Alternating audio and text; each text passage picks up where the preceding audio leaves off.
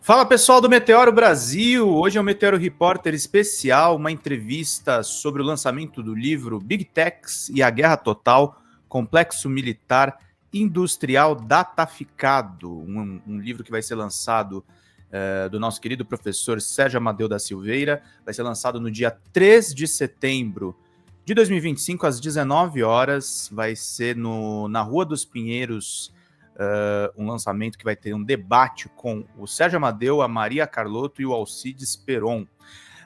A gente tem informação aqui a respeito desse livro, é um ensaio em que Sérgio Amadeu analisa como o avanço da inteligência artificial, impulsionado pelas Big Techs americanas, está redefinindo o complexo industrial militar dos Estados Unidos e transformando profundamente a lógica da guerra contemporânea.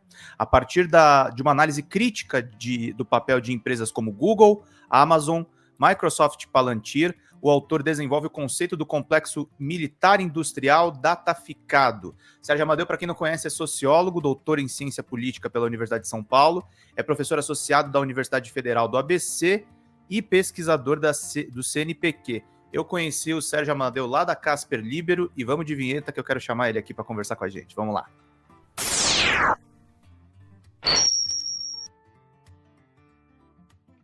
Fala, Sérgio. Obrigado por ter topado aqui uma entrevista no Meteoro. Tudo bem, professor? Como é que o senhor está?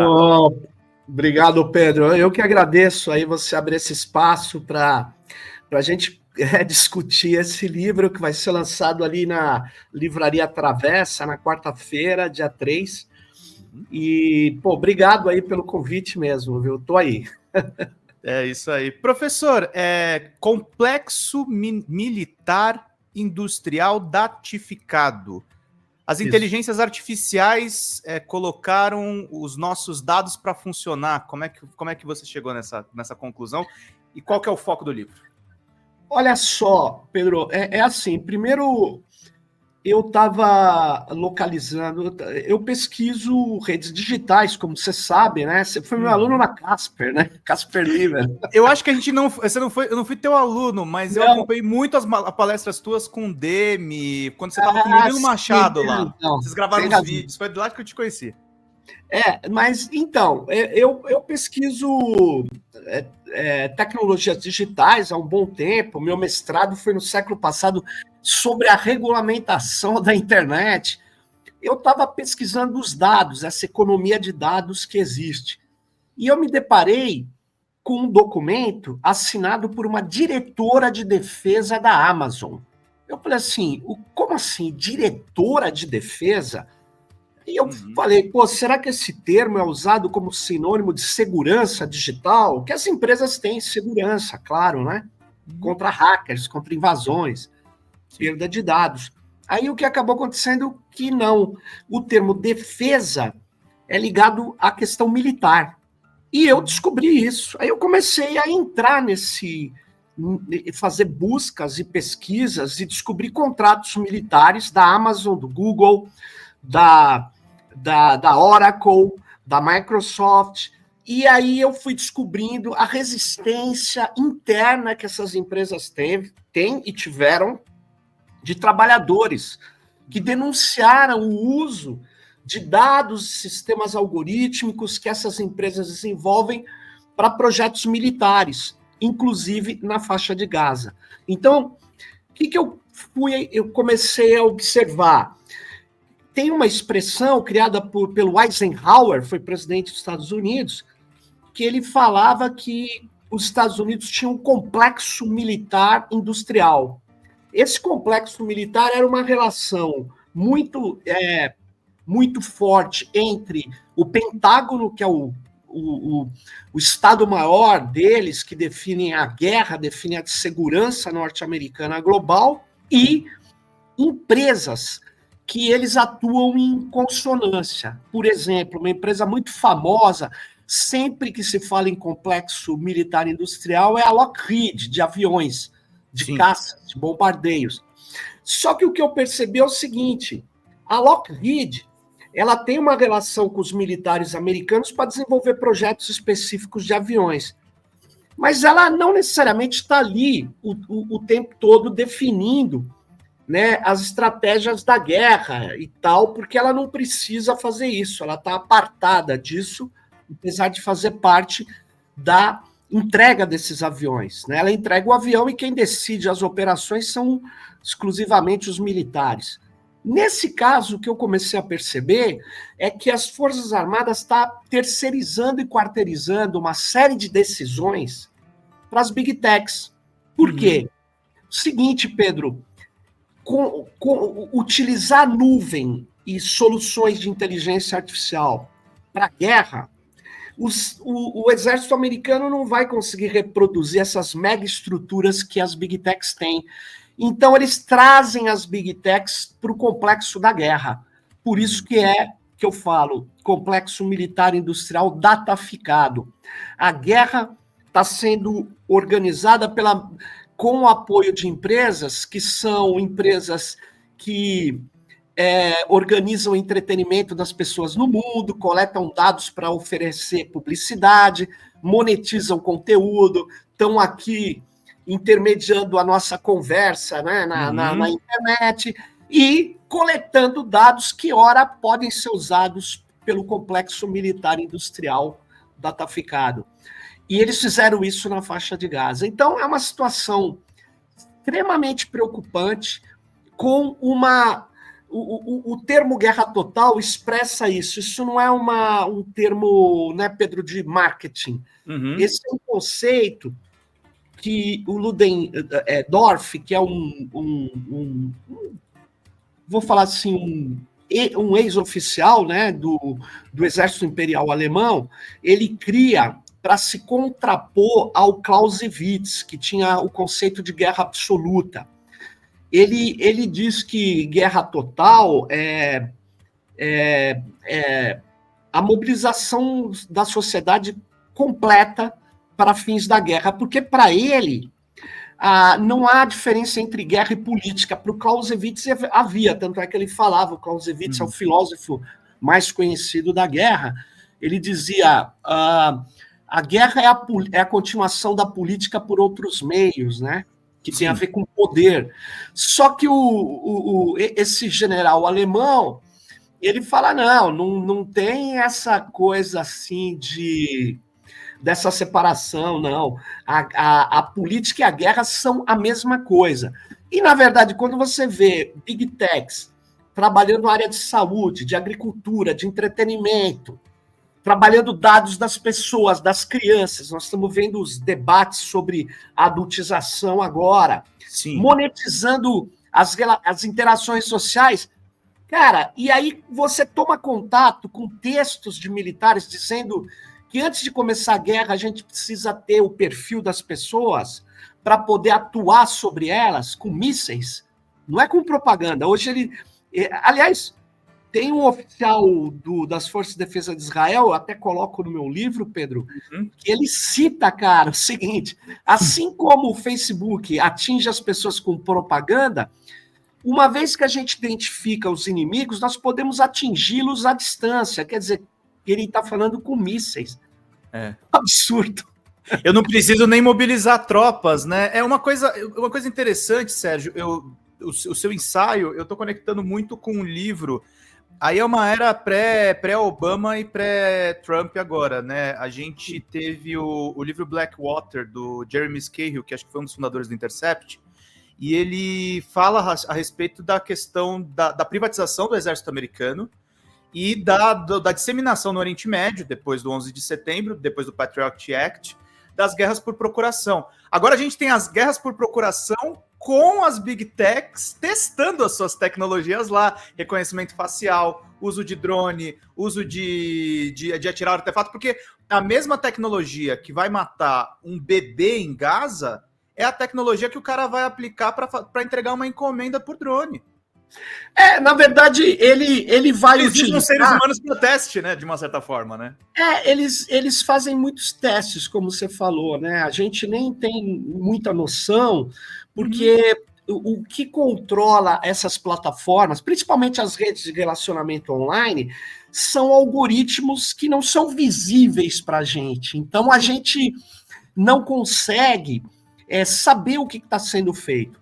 Mas, vez ou outra, tem um vazamento, uma diretora que vai, denuncia, E muitas caras que trabalharam, né, organizando esses algoritmos, eles acabam contando, né, o milagre, né, contando o que eles queriam fazer, o que eles estão fazendo. Vários testes são feitos sem a nossa permissão. Por isso que eles são contra a regulação, né? Porque uma vez que você fala que não pode fazer testes sem autorização dos usuários, o que vai acontecer, né, Pedro?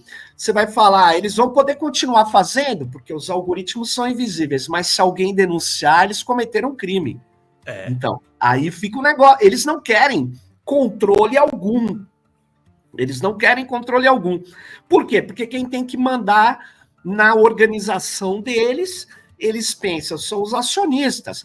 Se eu vou prejudicar as crianças, a democracia, se eu vou vender dados para operações militares, eles não estão muito preocupados. Então, a gente está vivendo um momento muito, muito complicado, né? Eu penso que esse levantamento que eu acabei reunindo aqui nesse ensaio, nesse livro, ele mostra cada vez uma indistinção entre o uso de dados para finalidades civis e militares, o que me preocupa. Deveria preocupar todas as pessoas, porque um dos capítulos que eu trabalho nesse livro, Pedro, fala da fixação de alvos. E aí eu recupero uma ideia lançada no texto Teoria do Drone, que é um texto antigo, né, e onde existe a discussão sobre a ética do guerreiro e a ética do caçador, que é mais ou menos assim, o que nós estamos vendo hoje com esses sistemas automatizados, baseados na coleta de dados, no ataque por máquinas não tripuladas por humanos, cada vez mais, inclusive, com decisões feitas por máquinas, né, de atirar ou não atirar num alvo. O que a gente está vendo é que a guerra ela tem uma mudança muito grande no contexto atual. Ela é cada vez mais violenta contra civis, cada vez mais. É só você ver na faixa de Gaza quantos civis estão morrendo, crianças e tudo mais, mas ela substitui a ética do guerreiro pela ética do caçador. Né? O Gregor Chemayu, que escreveu a Teoria do Drone, ele argumentava isso, ele fala, porque quando você vê um soldado condecorado por ter combatido e talvez até matado pessoas do outro exército, ninguém o chama de assassino, exceto se ele for exatamente um genocida, como nós estamos vendo agora na faixa de Gaza. Mas em combate, onde ele pode ser alvejado, a ética do guerreiro está justificado matar, porque também se pode morrer. Mas drone não. Drone, o cara está a quilômetros de distância e não está em áreas de confronto. Por exemplo, entrar na faixa de Gaza e bombardear os prédios como foram bombardeados, isso não tem nada a ver com guerra. Isso na verdade, atingir pessoas que moravam naquele prédio, que estavam definidas pelos sistemas de aprendizado de máquina como militantes do Hamas. Então, olha só, para matar uma pessoa, você derruba um prédio. Foi isso que eles fizeram. Eles fizeram, é óbvio que eles queriam derrubar os prédios também, porque, na verdade, agora nós estamos vendo qual é o interesse deles. Eles querem retirar todos os palestinos da faixa de Gaza e tornar a faixa de Gaza um território israelense. Mas isso é um crime de guerra, né? Tanto é que o tal esse filho de cubanos renegados, o Marco Rubio, que é o secretário dos Estados Unidos, esse gusano, como dizem aí por aí, esse cara, esse absurdo desse cara, esse Rubio, ele deu uma declaração esses dias contra os juízes da Corte Penal Internacional, Pedro, até tem uma matéria excelente do UOL, do Jamil Chad, né, falando que eles estão fazendo uma pressão forte, dizendo que estão tirando os vistos do pessoal da Corte Penal Internacional. Então, o Alexandre de Moraes não está sozinho, ele está acompanhado de gente muito boa. Os Estados Unidos perseguem quem defende a justiça no mundo inteiro. Olha que loucura! E ele disse o seguinte, o Marco Rubio, esses juízes da Corte Penal Internacional violaram a soberania dos Estados Unidos e seus aliados. Que absurdo! É um absurdo. Quer dizer, é um absurdo, né? Violar a soberania. E ele faz o quê quando ele diz que os países têm que seguir o que ele quer, porque senão ele aumenta a taxa, ele ameaça até de invasão, né? Como fez com a Dinamarca, com o Canadá. Quer dizer, conosco, né? Conosco eu não vi ele falar que vai invadir, até porque... Não, tá falando das tarifas. Não, invasão não, mas ele foi capaz de falar isso. É que no Canadá, Pedro, ele insinuou que ia invadir, né? Ia tomar... As coisas estão nesse ponto. Uma coisa que eu queria te perguntar, Sérgio, considerando o genocídio em Gaza, que, pelo que eu vi, é o foco do teu livro, e é o mais escandaloso que essas Big Techs têm feito ultimamente, você teve uma experiência, eu tive no ano passado, entre agosto e setembro, eu fiquei 10 dias na China, Pequim, sim, acho que foi em 4 cidades. Você passou por Xangai, e o poderio tecnológico chinês, ele é capaz de fazer frente às Big Techs americanas? Como é que você vê? Ser capaz, ele é capaz. Eles têm um conhecimento e têm tecnologia suficiente para poder, Pedro, enfrentar, ou até mesmo em algumas áreas superam, né, a capacidade norte-americana.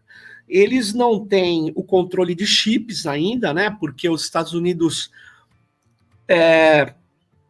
domina as partes centrais da cadeia de semicondutores e de produção e de distribuição de chips. Ele controla a produção de máquinas de chips de última geração, de menos de 10 nanômetros e 7 nanômetros, né? Os chineses estão tentando encontrar outros modos de fazer esse microprocessamento, mas também estão avançando atrás de tentar chegar ao estado da arte dessa tecnologia, na fronteira, como estão os americanos. Mas os chineses, eles não têm uma coisa que os americanos têm, Pedro. Os chineses, eles estão com um comércio muito forte, eles podem coletar dados também dos países que eles têm, por exemplo, TikTok, ou outras empresas que eles atuam, mas os chineses, eles não têm um objetivo de dominação. Ter um raio-x político das populações, nem ideológico. Eles não têm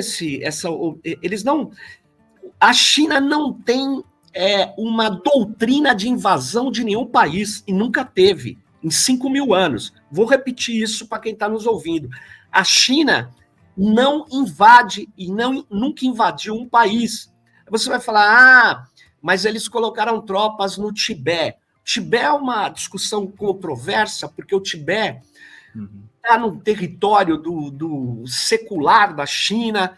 É claro que eu acho que o Tibete tinha que ter a sua liberdade de um determinado modo, mas isso, eu queria dizer o seguinte, aquilo é muito relativo, dizer que aquilo mostra o imperialismo chinês, não tem a menor condição. Os Estados Unidos não. Os Estados Unidos têm uma doutrina de ataque, tem bases militares no mundo inteiro, e com esse levantamento que eu fiz, junto com o Estado de Israel, eles têm uma lógica de mapeamento das populações, que, aliás, o Edward Snowden já havia nos alertado. Sim. E esse mapeamento, Pedro, ele agora está ficando claro, ele pode servir para fazer uma análise assim. Quem do Brasil é de esquerda?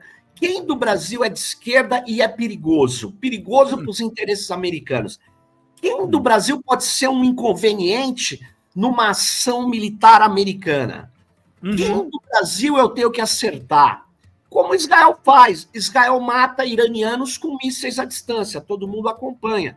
Né? Então, eles estão fazendo levantamento de dados e tem dados com base de dados que fica parecendo ficção científica, mas infelizmente não é. Então, será que a gente não tem que desmascarar isso e ir para a ONU, que é uma estrutura que está capenga, mas para alertar o planeta e colocar uma resolução assim, ó, Pedro, nenhum dado de rede social pode ser extraído para mapear populações com fins militares. Sim. Né? Aí você vai ver Israel e os Estados Unidos levantando o dedinho contra, porque eles fazem isso. Então, essa é a diferença da China. A China pode querer te fazer envio de mensagem, propaganda, ter o seu perfil com vistas a vender produtos, fazer publicidade. Agora, não é da história, não é da doutrina, não é da perspectiva chinesa botar um porta-aviões para invadir qualquer país do mundo. Entende o problema? Aí você vai falar, e Taiwan? Bom, se você for olhar a história, Pedro, não é território chinês. Sim. Taiwan é onde o Chiang Kai-shek fugiu, né, da Revolução do Mao Tse-tung. Derrotado pelo mal, né? Derrotado pelo mal, abandona a China continental e vai para lá e se encastela ali, sabendo que a China vinha de uma guerra da Segunda Guerra Mundial, não tinha um armamento, não tinha como atacar Taiwan. Mas, durante muito tempo, Taiwan era reconhecido como China, e durante se viu que não era bem assim. Quer dizer, quando tem a distensão, enfim, com os Estados Unidos, a China passa a ser reconhecida, né? E a partir daí a história que a gente conhece. Mas eu queria dizer que as reivindicações da China sobre o território de Taiwan são reivindicações históricas, né? Diferente dos Estados Unidos encostar os porta-aviões aqui na Venezuela e falar assim: americanos, saiam daí porque vai ter treta, né? Você deve ter acompanhado, né? Então eles fazem ameaças no mundo inteiro, eles invadiram Granada. Tem até um meme muito curioso, Pedro, que rola na internet, dizendo assim, no ano que você nasceu, qual país os Estados Unidos estava invadindo? Todos os anos tem um, né? Todos os anos. Impressionante. Invadiram o Vietnã, Coreia, África. E os caras são descabidos, né? E sempre, olha que curioso, eles invadem em nome de um ato humanitário. Agora, o Trump está mostrando que não é bem assim. Ele não se interessa por isso. Ele não se interessa por dourar a pílula, né? Ele vai lá e mete o chifre, fala: Noruega, se vocês não me entregarem o Prêmio Nobel da Paz, eu vou taxar vocês. É uma loucura completa, né? Ô, Sérgio, e aí eu lembro, porque quando eu conheci seu trabalho e você estava dando aulas lá na Casper Libero, era primórdios de Campus Party, e era aquela coisa de avançar aqui no Brasil a discussão, uma discussão liderada por você, livros publicados por ti. Você tem o livro Software Livre e Inclusão Digital de 2003. Era a discussão do software livre, que se perdeu porque os nossos... Aí a gente não pode nem falar do golpista Temer e nem do Bolsonaro. Os nossos governos compraram software da Microsoft e continuam fazendo isso. Essa prática não parou. E aí eu tenho uma pergunta muito objetiva. Eu converso muito com o Reinaldo Aragon e ele está falando de ressuscitar o movimento do software livre. Agora é a hora, Sérgio? Não, sem dúvida. Eu acho que já passou do tempo. Eu concordo com ele, com o Aragon. Eu acho que é a hora de levantar. É o seguinte, né? Existe um equívoco de confundir a ideia, Pedro, de localização de dados no Brasil com soberania de dados, ou mais amplamente, soberania digital. Por que eu digo isso? Porque os Estados Unidos, ele tem um conjunto de leis, entre elas o FISA e também a Lei de Defesa Patriótica, o Patriot Act, e a Cloud Act, ou Cloud Act, né, o ato da nuvem, ou a lei da nuvem, né? E esse complexo de leis, mas essas três em especial, elas permitem que as agências americanas tenham acesso a dados, sistemas e máquinas estejam onde estiverem, se forem de empresas norte-americanas.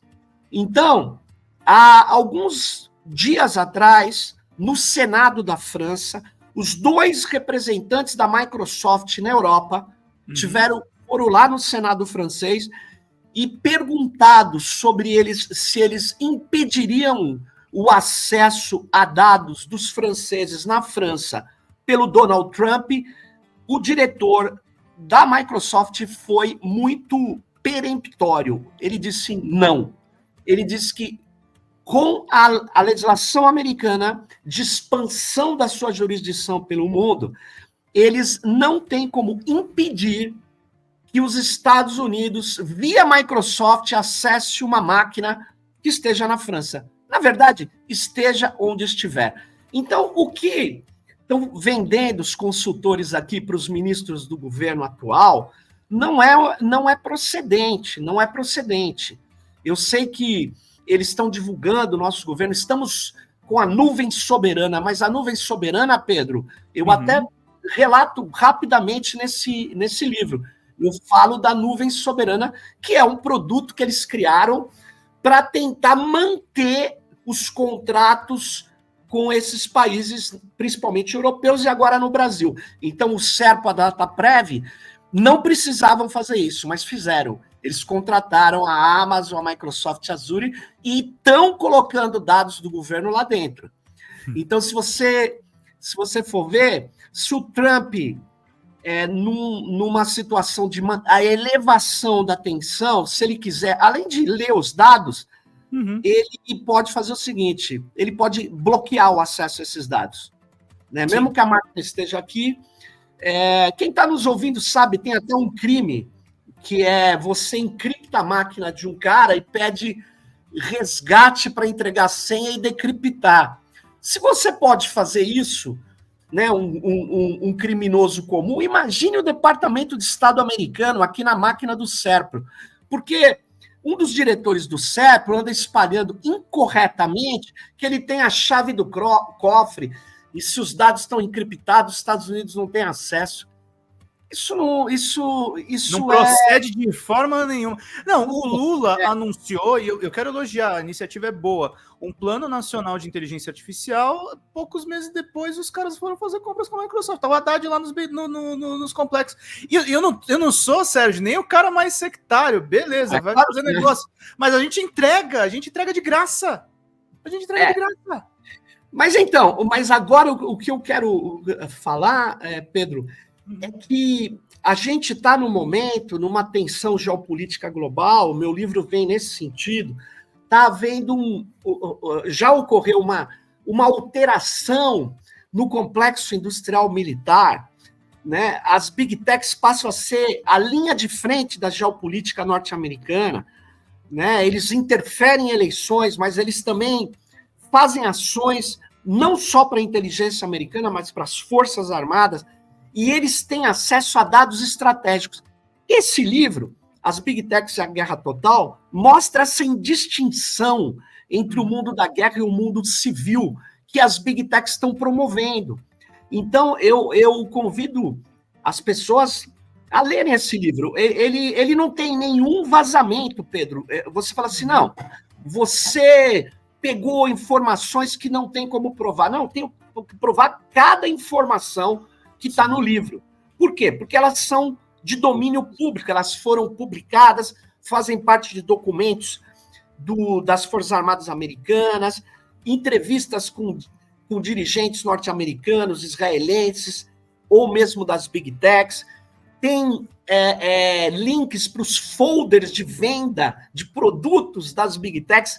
Na verdade, o que eu fiz foi aquilo que a gente precisa trazer para refletir. O professor Pedro Rezende, da UNB, ele me falou uma vez, os dados são que nem radiação. Quando estão dispersos assim, eles fazem efeito pequeno. Mas quando você junta, ele pode ter um efeito colossal. A radiação concentrada é perigosíssima. Então, na verdade, o que eu fiz foi mostrar o que está acontecendo debaixo das nossas ações, dos nossos olhos, e muitas vezes a gente não percebe, exatamente porque há uma campanha muito forte pela modernização, pelo uso de coisas que possam agilizar o trabalho. Tudo isso é positivo, é correto. Agora, é preciso saber que as tecnologias não são neutras. Então, esse livro é para uma pessoa que quer ter uma informação básica, Pedro, sobre como as big techs têm um poder não só econômico, mas um poder político descomunal. É um livro que permite a gente ter essa visão e avaliar a sua procedência, né? Se essa análise, você pode dizer, não, mas ainda não alterou o complexo militar industrial. Você pode chegar a essa conclusão, mas os dados que eu trago para você chegar a essa conclusão, a sua conclusão, eles são extremamente procedentes, eles estão aí para todo mundo avaliar. Eu escrevi, esse livro estava praticamente pronto antes do Trump, né, assumir, né? Então adicionou uns capítulos a mais, né? Porque pelo visto... Não, nem isso, eu nem, por exemplo, agora o governo americano nomeou 4 ex-diretores das Big Techs como coronéis do exército americano. Eu não sei se você... Por que isso? Essa que é a questão. Esse livro explica, sem falar sobre isso. Por quê? Porque as Big Techs, eles precisam de gestores de Big Techs para ensinar as operações americanas a usar as Big Techs. E outra, os militares são uma estrutura altamente hierarquizada. Se você não der um posto militar, esses militares não vão aceitar facilmente ficar ouvindo ali qualquer um. Então, na verdade, eles deram um posto militar de coronel, pô. Cara, coronel é abaixo de general. É que fica parecendo... É uma coisa extremamente importante notar os sinais que eu trabalho também teoricamente nesse livro. Eu mostro que isso não é à toa, isso não é um fato qualquer, um fato isolado. Isso tem a ver com o contrato que eu explico, o contrato que eles têm de 39 bilhões de dólares com a Amazon, Microsoft, Oracle e Google.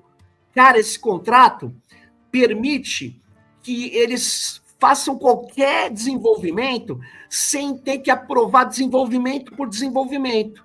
Eles já contrataram as empresas. Tem que gastar até 39 bilhões. Dentro desse gasto, você pode fazer o que for necessário. É um novo tipo de licitação que permite que eles atuem fortemente a favor das operações estratégicas e táticas. Quando eu falo táticas dos militares, fica parecendo, mas qual a diferença? A diferença é que a operação tática em linguagem militar é a operação lá da ponta, Pedro, é a operação da guerra. Os caras têm, inclusive... eu tive acesso, porque é disponível, tá? A um container da Amazon, um produto, Pedro, que eles levam até a frente de batalha, o mais próximo possível, para fazer as conexões com os data centers. Então, é um data center móvel da Amazon, que ela vendeu para o governo americano. Então, o que me mais também chamou a atenção de tudo isso, na verdade, Pedro, foi um livro de um israelense, né, que eu trabalho no capítulo, acho que 5, se eu não me engano, sim, um livro de um israelense que assim, muito curioso. Ele foi escrito antes da guerra, né? E ele falava exatamente, foi quando eu tive essa, vamos dizer assim, esse susto, porque para mim foi um susto, assim, né? onde esse oficial é um general de brigada das Forças de Defesa de Israel. Ele diz que a gente precisa coletar dados, né, para localizar as pessoas e, quando começar uma guerra, a gente poder ter 80 mil alvos e ir renovando esses alvos a cada momento. E eu falava, nossa, como que ele vai fazer isso? Bom, quando me fez toda a tese desse general de brigada, tem tudo a ver com as denúncias de um grupo de jornalistas extremamente rigorosos e corajosos de um magazine israelense chamado Mais 972, que seria o código de telefonia internacional ali da faixa de Gaza, né? 972, Mais 972. E esse Mais 972 Magazine, ele conseguiu fazer uma reportagem com oficiais que estavam um pouco assim desconfortáveis com o uso, né, de dados para fixação de alvos, praticamente o projeto Lavender e o projeto Golded. Golded é uma situação, é um nome até cruel, que vou até papai, né? Então eu acerto o cara quando ele estiver com a família dele, o militante do Hamas está identificado. Como é que foi isso? Pedro, eles pegaram dados das redes sociais do pessoal da faixa de Gaza. Sim. Tinham um modelo de quem eles sabiam que era do Hamas mesmo. Fizeram uma extração de padrões de como age um cara do Hamas, o que ele escreve, quais são as palavras básicas. E aí eles criaram um modelo para identificação de pessoas do Hamas. E eles mapearam todo mundo que tinha rede social. E aí eles sabem, quer dizer, probabilisticamente, eles fizeram um mapeamento de quem era, em tese, simpatizante do Hamas, oficial intermediário, liderança do Hamas, com um aprendizado de máquina profundo. Eles fizeram um rastreamento, detectaram padrões e fizeram as ações. Cara, isso é muito grave. Isso é muito grave. Então, tem uma hora, eu até ponho um trecho do livro, Pedro, lá no capítulo, né, que eu falo da fixação de alvos, um trecho desse general brigadeiro, general de brigadas, desculpe, das Forças de Defesa de Israel, que ele diz isso. Assim como se atinge, o Facebook nos atinge com propaganda, eu atinjo com mísseis. Cara, é um negócio que eu fico pensando, né, Sérgio? Você falou, as Big Techs, elas são a linha de frente. De uma certa forma, a economia americana, ela privatizou as nossas informações para mascarar o que eles estão fazendo, né? Pois é, eles monetizam, né? Eles monetizam. Eles pegam... primeiro, Pedro, informação é algo que você cria, né? O dado é uma informação quantificada, né? Em geral, o dado ele tem que ter uma expressão matemática, né? Você é contra ou a favor, sim ou não? Você é alto ou baixo? Você gosta ou não gosta? Aí você vai...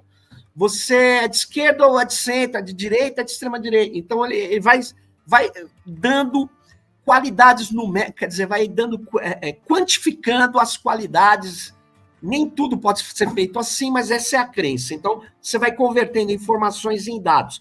Uma vez que você tem esses dados, cara, eles são criados, né? Por exemplo, olha só os experimentos que esses caras estão fazendo nas redes sociais, Pedro. É a questão da cor, né? Que cor mais chama a atenção do Sérgio Amador? Nem eu sei, mas eu tenho certeza que eles sabem. Por quê? Porque quando eles põem algumas cores, eles veem que me atraem mais ou menos, entendeu? Então, algumas palavras, os assuntos, os interesses, eles vão montando o meu perfil com base nesse tipo de dado, né? Só que, repare, esse dado foi criado, né? O dado, ele vai expressar um interesse, um comportamento, mas ele tem uma margem de erro, porque ele sempre é probabilístico, porque ele foi criado e ele é estatisticamente trabalhado por parte dessas corporações, por esses os sistemas que são chamados de inteligentes, que, na verdade, é a aplicação de estatística e probabilidade aos dados que eles criaram, né? Então, é basicamente isso que a gente tem. Mas isso é feito cada vez mais de modo incessante, ubíquo, com grande poder computacional, né? É isso que eles estão fazendo. Sérgio, chegando agora no final da entrevista, a Livraria da Travessa, né? Você estava me falando, vai ser no Livraria dia... da Travessa fica ali na Rua dos Pinheiros, se eu não me engano, 513, né? 513, deixa eu pegar aqui só os dados. Card, aí. O cardzinho aqui, deixa eu pegar. E vai ter um debate, viu, Pedro, com a Maria Carlotto, que é a coordenadora do curso de pós-graduação em Economia Política Internacional da Federal do ABC, e o Alcides Peron, que é um especialista em segurança militar e já trabalhou também uma pesquisa sobre drones na Inglaterra. O Alcides Peron é professor da Unicamp, e nós vamos debater essa questão, né? Eu vou apresentar um pouco do livro e a gente vai debater aí esse fenômeno, né? Eu espero... É isso aí, ó, 513, Rua dos Pinheiros, 513, a Livraria Travessa. Big Techs e a Guerra Total. É isso aí. Espero que quem esteja aí nos ouvindo chegue lá junto, vai ser bem legal a conversa. Conta com a sua presença também, hein, Pedro? Eu sei que você trabalha demais, mas... Eu vou ter um probleminha, mas de qualquer forma a gente já está aqui divulgando. Uma coisa que eu ia te perguntar também, Sérgio, é que... eu acho que esse assunto você vai ter que soltar um segundo livro, né? Porque pelo andar da carruagem, as coisas vão se complexificar cada vez mais e a gente vai ter que depurar. E a última pergunta mesmo, se você quiser também falar mais alguma coisa que eu não perguntei, eu gostaria também de saber, mas você está positivo, você está cético ou você está pessimista sobre a gente regular as Big Techs, depois de tudo que aconteceu? Não, em primeiro lugar, eu acho que a gente precisa regular as Big Techs. Segundo, eu acho que vai avançar um pouco a regulação no que diz respeito a crianças e adolescentes, a aumentar a proteção de crianças e adolescentes. Agora, aquilo que a gente ter capacidade de auditoria, transparência, liberdade de expressão e relatórios de quem eles estão bloqueando, a informação de quem eles estão reduzindo a visualização dos posts, proibir que eles cruzem quaisquer dados sobre as pessoas, e também, principalmente, eles informarem que tipo de dados eles estão criando. Isso eu temo que talvez a gente não consiga nessa legislatura. Se na próxima legislatura, Pedro, a gente tiver 50% mais um dos deputados que não sejam do centrão, nem da extrema-direita, que sejam a favor do Brasil, que sejam pela democracia, não precisa ser mais que isso, 50% mais um. Se a gente tiver pessoas que não sejam defensoras só dos Estados Unidos e defensoras dos ricos, se for defensor da população, da democracia, independente das divergências, aí o jogo vai mudar e a gente vai conseguir regular de maneira correta as plataformas. Porque eu insisto para quem está nos ouvindo, se elas não tiverem regras de como agir, quem vai fixar as regras sobre como nós agimos são eles. Então não dá. Quer dizer, aí é uma legislação meio faz de conta, né? Um negócio que é... E mesmo assim, o fato das crianças avançou porque foi escancarado o problema. Enquanto não estava público, eles estavam deixando o negócio rodar. Na verdade, não, eles não estão nem aí. Tem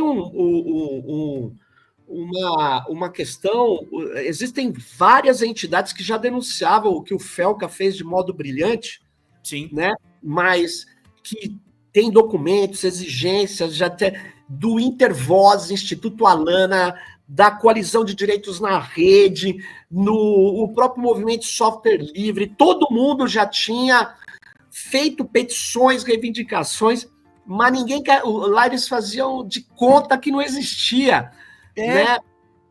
Então, só que o que acabou acontecendo é que, como o Felca conseguiu que algumas pessoas também de grande influência vissem o que ele propôs, a cobertura que ele deu ao caso, né, das crianças, da adultização, da sexualização. E essas pessoas muito influentes começaram a replicar, caiu até no G1, caiu na imprensa, que em geral faz de conta que não está acontecendo nada, e explodiu, né? Aí o Congresso Nacional, estou na véspera de eleição, mas mesmo assim a bancada evangélica tentou limar, né? Tentou impedir, em nome de Deus sempre, né? Tentou impedir, é isso. Sérgio, meu querido, bom sábado, bom descanso. Desculpa te puxar aí nesse dia, mas... Opa! Pô, obrigado pelo espaço, Pedro. Tamo aí. Dia 3 lá, hein? Dia 3 lá, debate Big Techs Complexo Dataficado. Obrigado, Sérgio. Um abração. Big Techs e a Guerra Total. Vou lançar o livrão lá. Tchau. Obrigado. Sérgio Amadeu conosco aqui no Meteoro Repórter, gente. Muito obrigado pela presença de todos vocês. Vamos para a ficha final. Bora.